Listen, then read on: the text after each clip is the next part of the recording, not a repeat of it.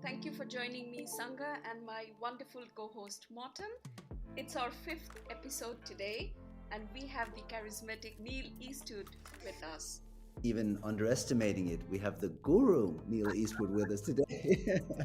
To kick it off, Neil, what is the sinister truth about workforce situation in this sector today? Give it to us. Oh, wow. Well, yeah, as you know, I'm a student of what happens in workforce, have been for a long time. And it's kind of, there's always, they say like, there's, you can't go lower than we have just been, but there's definitely a basement and we're in that now.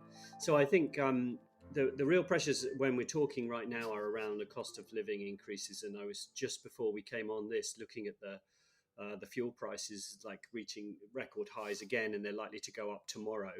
So obviously that's really hitting home care, which is already under a significant stress.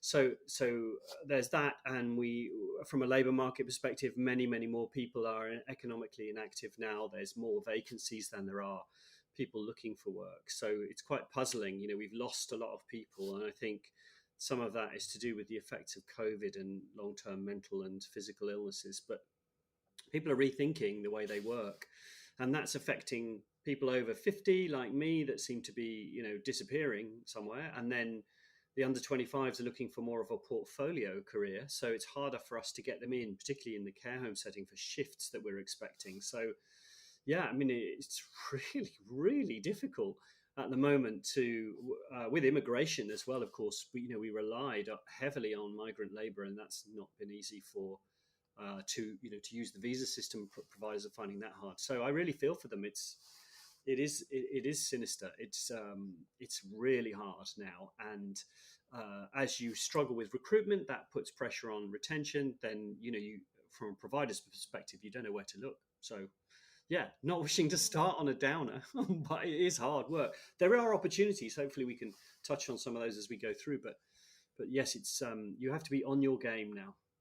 Absolutely, and like you say, there are opportunities, and we will be touching base on them. But it's better to be realistic as well. I have one question, that is, what made you start Care Friends? And I know your system pretty well, having worked with a couple of my client care providers who rave about your product. But good to understand that journey, uh, and get a little bit more insights from there.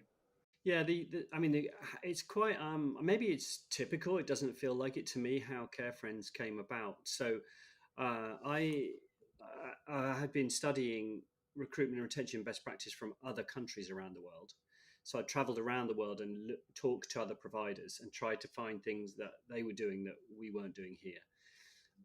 But there was a theme coming out amongst many things that employee referrals were always the best source. And there was frustration about the number that were coming from that source, but there was no doubt at all about the quality and the tenure of these people. And then I found a piece of research back in the 1980s, a dusty part of a library that looked at recruitment in that period, and before internet job boards, and before local newspaper classified ads, um, and it was employee referral was like 80% of recruitment back then was word of mouth for friends and family. That's how you did it. And so that made me think, could we get more out of that process, because it felt really paper based and clunky and inefficient. So I wasn't trying to invent something new. I thought, we've got the bedrock here of something great. Can we use technology to remove the friction from every part of that process? So, and back in the 90s, before you were born, Sangha, I was MD of a business in Singapore. And we were operating the back office for frequent flyer programs for Asia. And we were dealing with the points and whatever, and we deal with the customers complaining that one point was missing from their account. And it made me realize back then, like, people's behavior can be changed by small amounts of points. And so that's the thinking I put into Care Friends as well. And then Skills for Care kindly partnered, and we went on our, the painful journey of piloting and washing our dirty laundry in public. That sounds very familiar. And you say 80% were back then in your first study you're referring to were Yeah, from families, friends, people that were working. Yeah. yeah, over 80, over 80. I mean, that's the way you did it. And I found a piece of research that said that the Roman army was recruited that way too, that they actually ran an employee referral scheme, but I haven't found any more evidence of it. But it would be perfectly plausible, because it's who you know. And I think, particularly in the care sector, although employee referrals work in any sector, but particularly in the care sector where we're trying to recruit people with invisible values that aren't on a CV, then the people that know who have those values are our 1.5 million workforce. And so it just makes total sense to try and activate as many of them as recruiters as we can. Obviously, simple to say and harder to do, but that's the concept. Absolutely, and it's win-win, isn't it? As well as for the employees, because employees won't refer if they are not liking the job they are in, as well as the company, and likewise, so I think that is the future going forward. But tell us more. Where when you washed your dirty laundries, like you say, Yeah. um, what has been the learning? How has the journey been? What do you see the sector's openness over the years, and specifically with COVID? Well, we made a number of mistakes, and we continue to do so. One mistake I made was so we have an app that's in the hands of the care worker, and we have a portal that's operated by the recruiter and the manager. So there are two interfaces to the system. And I was obsessed about the care workers loving the app, finding it simple to use. We spent a lot of time and money with them creating a user interface that was appealing. And I think we did a really good job of that with their help. I completely forgot that the system doesn't work very well if the recruiter can't be bothered or gets confused by how to operate their side of the system. And so care workers can generate referrals which appear on the portal. And if the recruiter doesn't do anything with them or isn't aware that they exist, then the whole system falls apart. Equally, if a care worker cashes in points, makes a request on the app that they want to cash in the points for money into their payroll, and then no one notices that or does anything about it, the system falls over again. So it's realizing that these are a group of stakeholders and it has to work for everybody, I think, is one of the big learnings. We launched in the middle of COVID. Well, I don't know if that is, I think we can still say that. So 2 years ago, pretty much 2 years ago today, we launched. And so we were a COVID baby, and we had to deal with the challenges there. I think while we launched, an acceleration of tech had happened, which is a positive thing, I think, for all kind of anyone who's watching this podcast hoping to do a similar thing. But what it also did, I noticed, is many other providers of tech in other sectors said, hang on a minute, no one else is buying. Oh, wait a minute, those guys in social care have still got the lights on. And so you end up with everybody piling in, trying to sell tech, and you end up in a queue of tech in a traffic jam. So I think that, particularly for COVID, it's been a positive and a negative. And almost for us, given that we are addressing the workforce crisis, which is the biggest challenge, even now people are in such a reactive mode because things are in such crisis. They don't have the capacity sometimes to plan and launch something, and that has been an interesting thing as well. I mean, I use the analogy, they're too busy chasing chickens to fix the fence, and I think that is kind of Mm. where we are a bit. Yeah, and I endorse that view, and that's where many of the care providers comes to us and say, we have brought in this piece of technology during the COVID time, and now we don't know what to do with it, because we were not sure how we went about with the procurement. We didn't know whether that fitted us perfectly, because, like you say, there has been a plethora of tech sellers into social care all of a sudden, and then suddenly, that vetting process has gone. I think the sector in general, when it comes to sort of the buying behavior, has matured quite a lot. Also, why you're referring to an implementation queue, because the sector is really picking up on a lot of the admin, a lot of the back office stuff, some of the apps that makes care delivery even easier or better. So I think that there is that synergy between different technologies, of course. But I often think that what you do, Neil, is something that makes other people line up or queue up because this is so important. So thank you for putting us in second and third line. But hey, no, tell us a bit more about the pilot. What was that like? Were you dead scared on the way? Yeah, terrified. And I'm always terrified of one thing or another. Trying to scale a tech business is all new. I have to Google what do I do today to see what I'm meant to be as a CEO. So the pilots we started with an MVP, a minimal viable product, with home care provider in Surrey, and that went really well. But we got tons of learnings out of that. So we then went to build something, and I think there's a whole separate set of stresses around how you develop your product and whether you do that in house or whether you go like we did outsource. And the cost now of getting tech, software is eating the world, and everyone, there are developers are commanding huge salaries, and it's really hard to get great people. So that was a challenge, and we I remember when I started, someone said, "Oh, you're going to do an app. Well, that'll cost you about 2 grand. Two guys in Lithuania will bang that out for you in a weekend." And I think like this year we've spent £750,000 just on dev, just on the Yeah. dev salaries. So not anything else. So it just shows you that what is actually a very simple thing that we're doing, which is accelerating employee referrals, is a very simple concept. It's a very simple process. There's so much behind the scenes. So the pilots, when we launched, we then got EU funding, and viewers should Google EU if they're not familiar with what that was. But we got some EU funding, and then that made us pilot in Cornwall. And Cornwall is probably one of the hardest places to recruit. If you are a provider in Cornwall, then like your recruitment hinterland is basically mostly sea on three sides of you.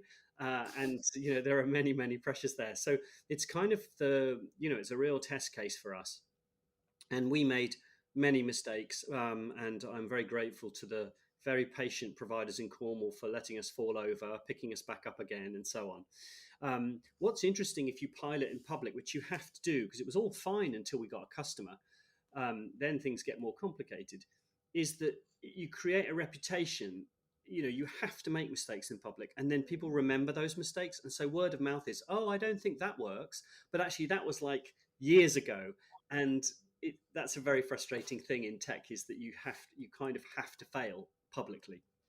But we had our very first hire. I remember the day, in autumn of 2019, and the referrer and the referee are both still 3 years later in post, which is really gratifying.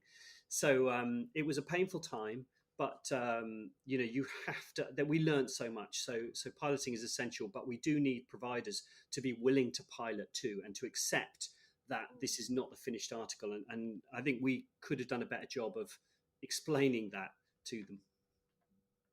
That's a brilliant point. I can reference that in so many ways, both starting up our whole business and piloting that with two customers, or at that time, partner organizations. And then later on, developing new features, wanting to get the feedback from end users, customers that see the value or do not see the value. And definitely with software, for the end user, you're no better than today. So if things aren't working, you're not working. And it's always a really quick verdict on you if things are not as you expect them to be. So I can see where you're coming from. But then tell us something about the successes also. So yeah, I mean, we had many challenges, and not just those, but kind of scaling a business quickly. We grew 9 times last year, and that has there's pain associated with that, and and we had to recruit as well, and I found it really hard to recruit, and it was quite embarrassing considering I wrote a book about it. I thought I can't tell anyone, but we're really struggling to recruit ourselves. But pretty much everybody came from referral, so that did help us. In terms of successes, I think we've had an element of luck. Obviously, we don't want the workforce crisis that we've got, but this has presented a time when providers have now been shaken out of their habit of using internet job boards, which actually were never a really good source of staff. They don't stay very long, so you got volume that way, and it was kind of quite easy to use. So that's shaken everyone to think differently. So that's helped us. We also benefited from some government funding um, to try and support workforce and tech. So that's kind of lucky. I think that we're also, the concept is very simple to understand. So it's very easy to explain to people what this does. And most managers that you talk to, or owners of businesses, or HR directors, they already know that employee referrals are that, even if they haven't got data, they kind of know that's a really high quality source. So we've had a lot of, unfair advantages, I think. And we also, through my kind of modest awareness of me and the book, I could take our limited resources and put them into customer success and support instead of sales initially. And we've still carried on doing that. So our support team and success team are amazing. And there's enough of them to answer the phone. And I think that is something that many tech providers, you're more concentrating on the sale than you are on the service, but you need on a recurring revenue business for your customers to still love you tomorrow. And so I think that's something that we got right. And we also have, because the app recruits from people who are right for the job, not people already in the sector, we do a much better job than internet job boards of bringing new people into the sector. And that is a hot button now to grow capacity. It's all very well moving people around, but let's grow capacity. And so the app does isn't the only thing that's better than the app is importing people from overseas, which has now got really hard. So I'm really pleased that it's doing that as well. And so then local authorities and central government are fans of the app, because we're doing something for the whole sector as well as each individual provider. Tell us something more about just that, Neil. What is it that you do, just to explain it to me at least, to get people involved that perhaps do not know of social care before? So yeah, the way, Skills for Care say that about every year, all of the new starters in social care, only 37% are actually not already a care worker. Mm. So you can say a positive is, well, we keep our skill base, our talent base. The negative is that we're not really growing capacity at all. And so we put more and more pressure on our existing staff, and people are churning from one provider to another. So you're gaining, one person provider gains, the other one loses. It's a zero-sum game. And what you do if you put the recruitment challenge over to your care workers is they don't think like that. They don't actually often know that many care workers in their friends and family group. They think about people who have the right values for care. And so then they go and find those people, and they sell social care to them much more convincingly than a government campaign or an employer can do, because it's total trust.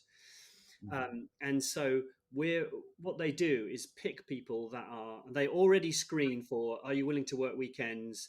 Are you local? Would you do the work? And so you get a much higher quality of person. And on the app as well, we have a bonus of points called the New to Care bonus. So you earn points throughout the you reach out to a friend, you get a point or something. They inquire, you get a couple of points, and then successful interview, you get points. And then when they start work, if they're new to care, then you get a double bonus often of points. And so this is like reinforcing and encouraging care workers to think, hold on a minute, who out there needs to join the sector? So that's really the secret source of growing capacity. Yeah, and you're making people refer others to come work with themselves and people like themselves, right? So yeah, exactly right. We do also see that if you are referred in, if you came via a referral, you're far more likely to do that yourself. So it becomes like a snowball of more people come in, and they recruit that way as well. And so you see it kind of growing, because people might say, oh, well, my staff only know a couple of people and they've already recommended them. But it isn't like that. You can share on Facebook, that gets reshared with someone else. So it's people thinking, oh, no, you'd be good. And it goes to Morton to Sanger, and then off to someone else. And then, we're just kind of trying to clear the pipes to these invisible networks that each provider has into the community. they are so valuable, especially when not many people now are actually actively looking for a job. You have to go and find them now. It's a different world.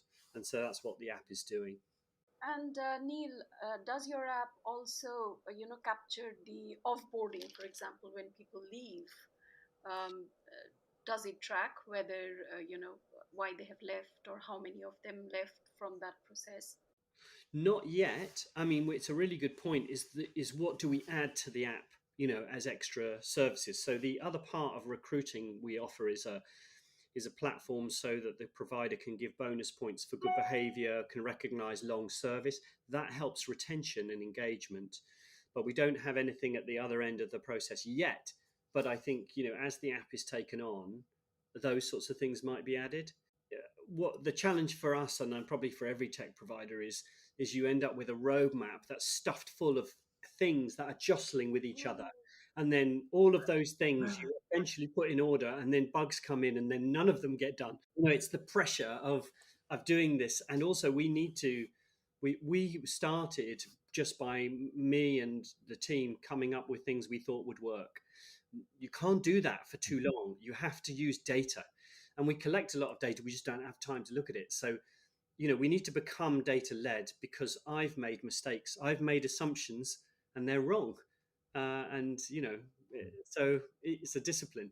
No, absolutely. And your team was there with us for our first data cafe session where we were talking about recruitment, and it was really good to hear from Jane. And yeah, I think you're right there. Somewhere we need to be much more aware of data going forward, because the sector still quite at this point believes in anecdotes Mm. and doesn't layer the true hard data to really reflect upon whether my anecdotes are right, whether I need to change them now, given that things are moving ahead. That was a really cool feature request, Sanga. I And know, he loved I it, and he know. put it all the way at the bottom of his backlog. I could hear Yeah, that. I know, I love it. And I think, we the whole onboarding process is something that's quite broken, where candidates don't really hear much, and they drift away while DBS and references are happening. And Hmm. we have a much longer onboarding process than Amazon, than Tesco, than anyone else. And Mm. so communication is really important, and engagement. And that's why we have seen real successes getting the app in the hands of people just as soon as they accept the job offer. They start referring even before day one. Mm. So I mean, at some point in the future, we might, like, look at the whole life cycle of the care worker, and the app is a constant through that. And what can Right. Yeah. we do to support, the whole retention, and why are people leaving? Um, I think would be great to do. But for now, I think there's so much more we can do to optimize what we're doing. I mean, just one quick example is, if a candidate is delivered from via the app from a member of staff recommending somebody, then you might find the recruiter is busy and they only call a couple of times, and then the person doesn't recognize their number, it doesn't pick up, and then they say, "Oh, I'm going to archive them." Well, actually, now what we're going to do is say, instead of them archiving them, we're going to send them back to the referrer and say, "Hey, why don't you have a go? They're your friend." And so you can optimize much more than we're doing, and I'm looking forward to doing that. And another thing that I have observed often, and as part of our HR transformation work that we do, I often ask, have you recorded what is the preferred mode of communication for each of your candidates? Because we often assume that making a phone call is perhaps the easiest way, or sending an email, and then there's this whole land of text messaging, which the new generation are much more, I would say, prefers over other method, and that somehow drops in the mix. I love that you say the new generation and text messaging in the same sentence. They want to be snapped, probably even not snapped or anything. I love that. Oh, good Saga. Point about text messaging, we do see huge improvements in response rates with candidates using that method.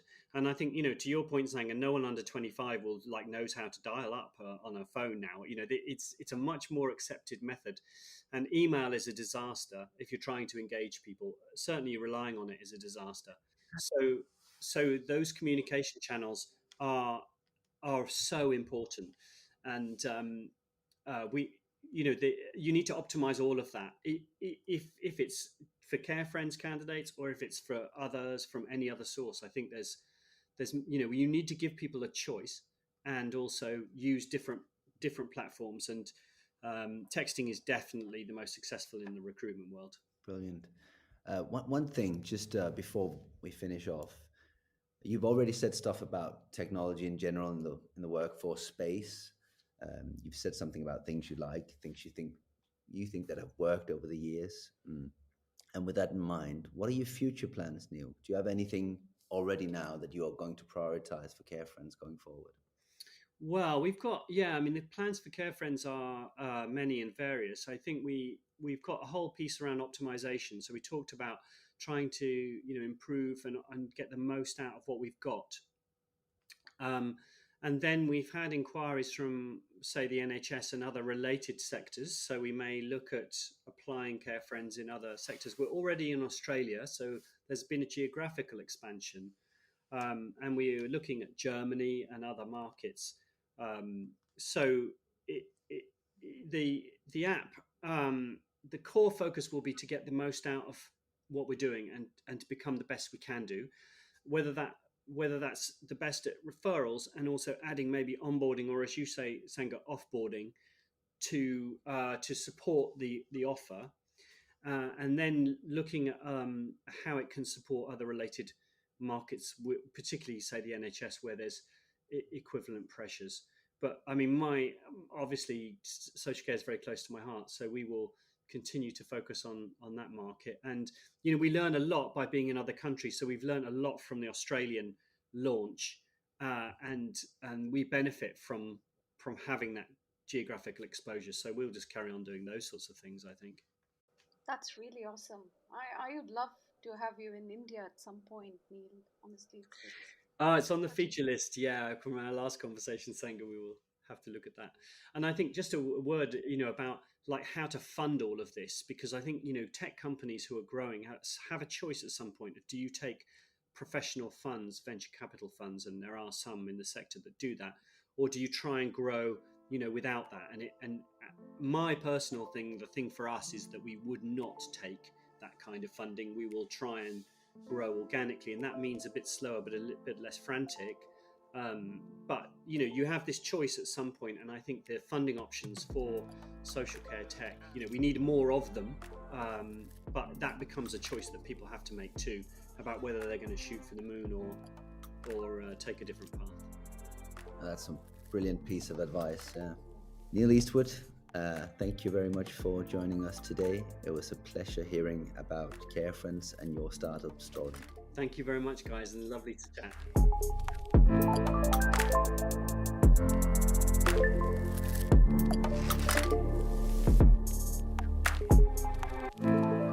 Thank you for listening. Don't forget to subscribe, review, and share your favorite Take Care podcast with your friends and colleagues. Until we meet next week, take care.